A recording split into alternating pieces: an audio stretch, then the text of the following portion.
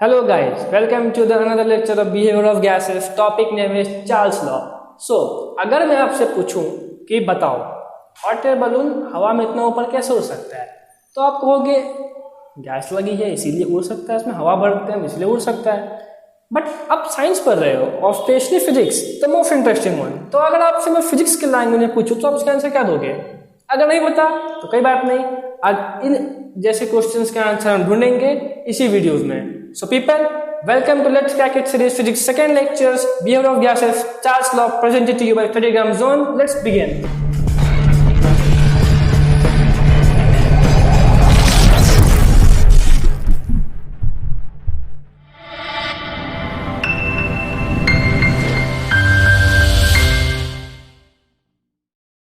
Let's begin. But before we begin, subscribe to this channel and put the bell notification icon on so that you will get every updates regarding our channel. So let's begin. Charles law. देखो, Charles law की बात करूं तो Charles law की अगर हम बात करें तो चार्ल्स लॉ ने क्या कहा था? Again every law are experimentally determined. तो चार्ल्स लॉ की अगर डेफिनेशन में बात करूं तो चार्ल्स लॉ को हम क्या कहते हैं? Volume temperature relation. Remember balls law में क्या कहा था मैंने? Pressure volume relationship. इसमें वॉल्यूम टेम्परेचर रिलेशनशिप, तो आप समझ ही गए होंगे कि इसमें कांस्टेंट क्या रहने वाला है? Pressure and number of moles will be constant. Okay, चमका, आगे बढ़ते हैं। देखो Charles law state that at constant pressure implies, जब प्रेशर कांस्टेंट रहेगा तो volume of a given mass of a gas increase और decrease by 1/273 of its volume at 0 degree Celsius for each 1 degree rise or fall in temperature। मतलब अगर 0 degree Celsius पे volume V0 है तो 1 degree Celsius पे volume होगा V0 time 273, 1/273 के times हो जाएंगे। मतलब चार्ल्स लॉ ने सिंपली क्या कहा था? चार्ल्स लॉ ने ये कहा कि मान लो एक गैस है, उसका 0 डिग्री सेल्सियस पे वॉल्यूम V0 है, चमका, तो 1 डिग्री सेल्सियस पे उसका अगर हम बढ़ाते हैं तो उसका जो वॉल्यूम बढ़ेगा ना वो 1/273 पार्ट ऑफ V0 बढ़ेगा। मतलब V0 इंटू 1/273 पार्ट उसका जो होगा, मतलब V0/273 उसका नया वॉल्यूम होगा। चमका, यही चार्ल्स लॉ की एक्चुअल डेफिनेशन थी एब्सोल्यूट टेम्परेचर के बारे में। याद रखना ये एब्सोल्यूट टेम्परेचर के बारे में बताया गया है, ठीक है। अगर आपसे बात करूं तो आप इस जीएफ में देख पाए होंगे कि यहाँ पे एक बर्फ का टुकड़ा रखा हुआ है। Look, this is ice cube. अब ये आइस क्यूब से क्या है ना, देखो इसके सराउंडिंग में टेम्परेचर कूल हो गया तो टेम्परेचर घट गया। मतलब इन केस में बोलूं, सिंस टेम्परेचर घटा वॉल्यूम भी घट गया। यही जस्टिफाई करता है चार्ल्स लॉ को, क्योंकि ये रियलिस्टिक कंडीशंस है। आप कभी ट्राई करके देख सकते हो इसे। तो यही अगर हम बात करें तो रियलिस्टिक कंडीशंस चार्ल्स लॉ को डिफाइन करते हैं। अगर आप कल को हिल स्टेशन पे जाते हो जहां पे ठंड ज्यादा है तो हमें बलून से जल्दी पिचक जाएंगे, ठीक है। अगेन जैसे मैंने बताया लॉज आर एक्सपेरिमेंटली डिटरमाइंड, तो आप इसको लैंग्वेज चेंज करके अपने लैंग्वेज में लिख नहीं सकते हो एग्जाम्स में भी, और आप जहां भी कोचिंग पढ़ रहे हो। तो याद रखना laws are written to be ditto same जैसा उसमें लिखा होगा, ठीक है। सो अब हम पढ़ेंगे मैथमेटिकल फॉर्म। किसके मैथमेटिकल फॉर्म पढ़ेंगे? देखो मैंने जैसे बताया तो मैं चार्ल्स लॉ के बारे में, तो उसकी एक इक्वेशन बनी, ठीक है, जिसे हम ये कहते हैं VT equal to V0 1 plus T/273। ये एक मैथमेटिकल फॉर्म है इसकी चार्ल्स लॉ, ठीक है। हम इससे ही जानेंगे कि ये आया कैसे, ठीक है। सो मान लो अगर मैं आपसे बात करूं तो 0 डिग्री सेल्सियस पे वॉल्यूम ऑफ द गैस क्या रहा होगा? अगेन चार्ल्स लॉ के हिसाब से हम जानते हैं कि 0 डिग्री सेल्सियस पे वॉल्यूम V0 थी, ठीक है, चमका। अब सिमिलरली 1 डिग्री सेल्सियस पे वॉल्यूम जो थी वो V0/273 था। Pretty obvious. तो चार्ल्स लॉ के हिसाब से हम जानते हैं कि जब प्रेशर कांस्टेंट रहेगा तो for 1 degree Celsius rise in temperature, ठीक है, मैं टेम्परेचर को टेम्प लिखूंगा, आप पूरा लिखना, वॉल्यूम कितना इंक्रीज हुआ, sorry volume increase is equal to V0 by कितना, बोलो बोलो बोलो, यस 273 एग्जैक्टली। इतना हमें 1 डिग्री सेल्सियस बढ़ाने पे इतना वॉल्यूम हो गया। मान लो मैंने कल एक आर्बिट्री से मैं T डिग्री सेल्सियस पे ले गया, तो for T degree Celsius rise in temperature, ठीक, वॉल्यूम कितना इंक्रीज हुआ, तो आप क्या जवाब दोगे इसका? इसका सिंपल जवाब होगा V0 times T by 273। Simple ratio proportion में पढ़ा होगा कि देखो 1 डिग्री सेल्सियस के लिए V0 बाई 273 इंटू वन होता है, यहाँ पे याद रखना इंटू 1 होता है, क्योंकि 1 into something is always something. तो T डिग्री सेल्सियस के लिए टेम्परेचर कितना हो गया? V0 T बाई 273, ठीक है, वॉल्यूम हो गया इतना। अब अगर मैं बात करूं तो at T degree Celsius final volume कितनी रही होगी, तो वो सिंपली हम जानते हैं इनिशियल प्लस फाइनल होगा, समीशन होगा, ठीक है,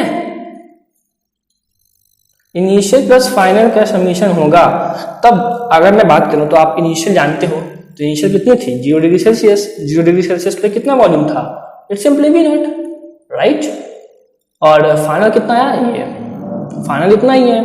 तो क्योंकि हम T डिग्री सेल्सियस को कंसीडर कर रहे हैं, तो फाइनल हमारा V0 T बाई 273 आ गया।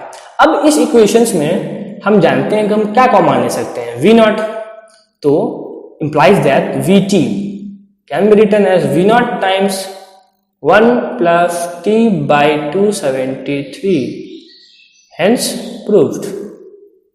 मतलब ये ऐसे डिराइव हो गया। जिसे स्क्रीनशॉट लेना है वो ले ले, या फिर मैं आपको एक डिटेल तरीके से बता देता हूँ। Sorry, let me clear it. हाँ, आप इसके स्क्रीनशॉट ले सकते हो। ओके, देखो जैसे मैंने बताया कि V0 into 1 plus T by 273, ये प्रॉपर फील्ड हुआ, जैसे आप देख सकते हो। आप इसका स्क्रीनशॉट ले लो। याद रखना, अगेन मैंने जो बताया था आपको पिछले वीडियो में भी और इस वीडियो में फिर से जोड़ देके बता रहा हूँ कि जब भी आप वेरिएबल्स लेते हो, आपको वेरिएबल्स को डिफाइन करना भी जरूरी है। मतलब आपने V0 को इनिशियल वॉल्यूम लिया, Vt को फाइनल वॉल्यूम लिया, T को टेम्परेचर कंसिडर किया है, ये सब आपको लिखना पड़ेगा यहाँ पे साइड में कि ऐसे लिखोगे, where Vt is equal to final temperature, V0 is equal to initial temperature, and T is the temperature. V0 is equal to initial volume and T is the initial temperature. Okay, मेरे handwriting में मत consider करना, थोड़ी गंदी है पर it's obvious. सो अब आगे बढ़ेंगे।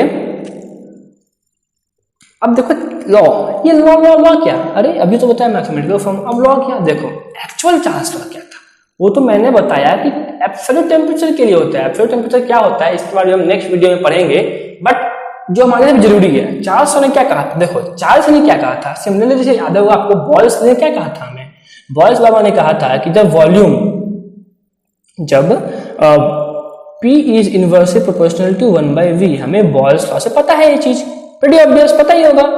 मैंने बताया, नहीं दिखाया तो वीडियो वापस जाके देख लो, ठीक है। ये बॉयल्स ने बताया। तो टेम्परेचर देखो, चार्ल्स तो क्या कहता है? Charles law states that at if pressure remains constant, मतलब प्रेशर अगर कभी कांस्टेंट रख देते हो आप, the volume of a given mass of a gas means fix amount of gas, मतलब यहाँ पे n अगेन कांस्टेंट हो गया, नंबर ऑफ मोल्स। तो वॉल्यूम मतलब किसके बीच रिलेशन हो गया? Volume of a gas is directly proportional to absolute temperature. अब समझे एब्सोल्यूट टेम्परेचर में क्यों बताया था अभी? V is directly proportional to T, यही है बॉयल्स लॉ, इसीलिए हम इसे वॉल्यूम टेम्परेचर रिलेशनशिप कहते हैं ये। Okay, V is directly proportional to T। For two gases हम कैसे करेंगे? V1 इज डायरेक्टली, अगर इसको मैं प्रोपोर्शनली हटाऊं तो मैं लिख सकता हूं equal to K times T1। Similarly दूसरी गैस के लिए K टाइम्स T2, K को इक्वेट करूंगा तो V1 by V2 equal to T1 by T2 आ जाएगा, राइट। ये यहाँ पे मैंने दिखा रहा है कि V1 by V2 equal to T1 by T2। Okay, अब अगर देखो आपको ऐसे डिफाइन करना पड़ेगा कि आपने क्या वेरिएबल्स लिए, जैसे V1 initial volume, V2 final volume, T1 initial temperature and T2 final temperature. So देखो सिंपल भाषा में बात करूं तो चार्ल्स ने क्या कहा था? चार्ल्स ने ये कहा था कि अगर कल को आप एक गैस का फिक्स अमाउंट ऑफ गैस का प्रेशर कांस्टेंट कर देते हो तो उसके वॉल्यूम और टेम्परेचर में लीनियर रिलेशनशिप बनेगा, मतलब वॉल्यूम और टेम्परेचर आपस में डायरेक्टली प्रोपोर्शनल होंगे।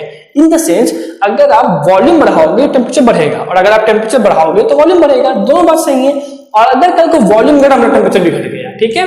तो ये है चार्ल्स लॉ की डेफिनेशंस, ठीक है। अगर आपसे कोई एग्जाम में पूछे कि व्हाट इज चार्ल्स लॉ, तो आप ये लिखोगे जो मैंने बताया और ये मैथमेटिकल फॉर्म दिखा दोगे। और अगर आपसे किसी ने पूछा right Charles law for absolute temperature, तो जो मैंने पहले दिखाया वो वाला होगा। डाउट क्लियर हो गया होगा अभी तक कि दोनों में फर्क क्या है? अब देखो इसमें एक टर्मिनोलॉजी दिखाया कि एब्सोल्यूट टेम्परेचर, ठीक है, absolute temperature, what is absolute temperature? देखो एब्सोल्यूट टेम्परेचर के बारे में हम पढ़ेंगे, बट इससे एक इंपॉर्टेंट बात मैं बता देता हूँ यहाँ पे, चार्ल्स लॉ में टेम्परेचर को हमेशा केल्विन में रखना, ठीक है, ये गोल्डन बात है, रात को 2 बजे भी याद रहे कि अगर कुछ है मुझसे बता चार्ल्स में टेम्परेचर कैसा होगा तो केल्विन में होगा, ये सबसे इंपॉर्टेंट है, न्यूमेरिकल्स में आपको सबसे हेल्प करेगी, ठीक है। तो आगे बढ़ते हैं, remember always take temperature in Kelvin, जैसे मैं बताया। So graph of Charles law, देखो मैंने जैसे बताया कि वॉल्यूम और टेम्परेचर का रिलेशनशिप कैसा होता है, let me take a pen,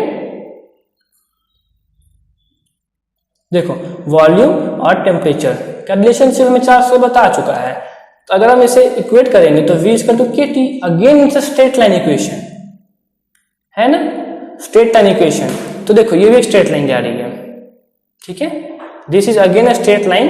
अब देखो यहाँ पे डाउट है कि ये देखो ये स्लैंट क्यों है, देखो इसी को हम कहते हैं -273 डिग्री सेल्सियस, इसे हम कहते हैं 0 केल्विन, एब्सोल्यूट टेम्परेचर इसे ही कहा जाता है, चमका, अरे हाँ ना बोलना चमका, तो ठीक है, अगर वीडियो पसंद आ रहा है तो लाइक कर देना जरूर। सो अगर अभी तक बात समझ में आया तो मैं पूछूंगा आपसे कि देखो अभी तक मैंने बताया कि एब्सोल्यूट टेम्परेचर क्या होता है, एब्सोल्यूट टेम्परेचर मैंने बताया कि ये 0 केल्विन आप लिखोगे ना, 0 केल्विन का न्यूमेरिकल वैल्यू कितना होगा -273 डिग्री सेल्सियस, उसे ही एब्सोल्यूट टेम्परेचर कहते हैं। एब्सोल्यूट टेम्परेचर मतलब समझ जाना -273 degree Celsius.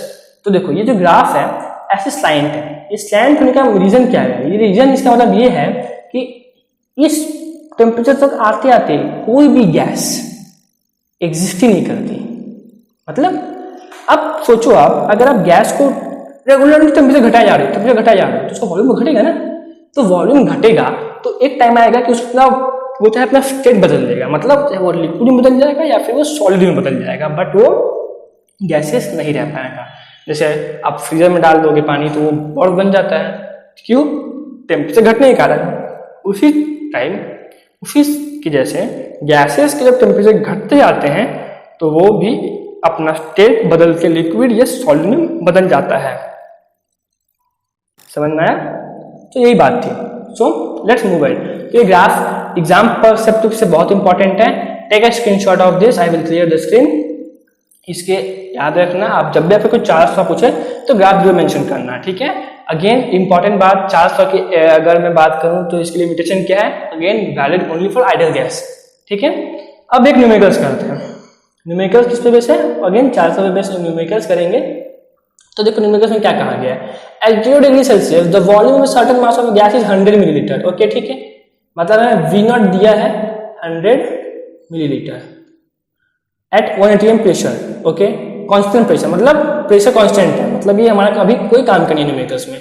If temperature is raised to 50 degree Celsius, मतलब टेम्परेचर को बढ़ा दिया गया 50 डिग्री सेल्सियस तक, what will be final volume. देखो अब टेम्परेचर कितना दिया है हमें, 50 डिग्री सेल्सियस, आपको इसको देखते ही और प्रेशर कांस्टेंट है, एक ही इक्वेशन याद आना चाहिए, that is V not time 1 + T/273।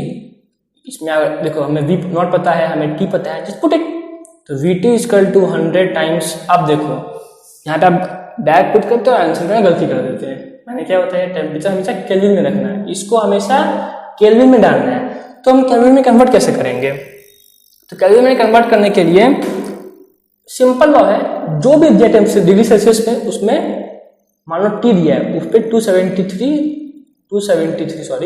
273 का एडिशन कर दो, वो आपको केल्विन दे देगा। मतलब अगर हम 50 में 273 डालेंगे प्लस करेंगे तो हमें जो आंसर मिलेगा that is 323 kelvin is the temperature हमें जो दिया है, ये यूज करेंगे हम, ठीक है। तो V नॉट 1 प्लस, अब T की जगह 323 याद रखना, 50 डिग्री सेल्सियस डालोगे तो गलत हो जाएगा, इसको सॉल्व करोगे तो 100 टाइम्स 576 हो जाएगा, सॉरी 596 होगा आई थिंक, या 596/273, ठीक है। अब इसको डिवाइड करोगे आप, याद रखना जब भी आप सम सॉल्व करोगे ना तो गलती से कैलकुलेटर यूज मत करना है, this will harm your calculations, क्योंकि आपको बोर्ड में कैलकुलेटर मिलने वाला है नहीं। 100 × 2.18 इसको सॉल्व करने से, ठीक है। अब इसको इंटू करोगे तो 218 मिलीलीटर्स आएगा, अगेन अगर कैलकुलेटर यूज किए हो तो गलत बात है, कैलकुलेटर यूज करना गलत होता है क्योंकि बोर्ड्स में कैलकुलेटर यूज नहीं करते हैं, ठीक है। तो अगेन हमें फाइनल वी फाइनल कितना मिला, 218 वर्ल्ड मिलीलीटर, ठीक है। This is your answer, note it down, ठीक है। आगे बढ़ेंगे अब हम। Again interesting question, why hot air balloon used for metrological purpose. जैसा मैंने पूछा, मेट्रोलॉजिकल पर्पस क्या होता है, मौसम विभाग सुने होंगे ना, इंडियन मेट्रोलॉजिकल डिपार्टमेंट, वो जो बताते हैं कि आज बारिश होने वाली है, वो भी एक अनुमान लगाते हैं कैसे, हॉट एयर बलून की मदद से। तो देखो अब हम उसके बारे में जानते हैं। हमने चार्ल्स लॉ में क्या पढ़ा कि वॉल्यूम और टेम्परेचर डायरेक्टली प्रोपोर्शनल है। अरे बोल हाँ चमका, हाँ चमका। टेम्परेचर इंक्रीज तो वॉल्यूम इंक्रीज, सही बात है, volume increase temperature increase. If pressure even constant, हाँ ये तो मूल सत्य है, तभी हमारा लॉ ही तभी हमारा लॉ वैलिड रहेगा। और अगर रियल लाइफ में बात करो तो टेम्परेचर कांस्टेंट तो रहती है ना, 180 m is the standard atmospheric pressure. याद नहीं तो याद रखना ये चीज। The density of gas decreases.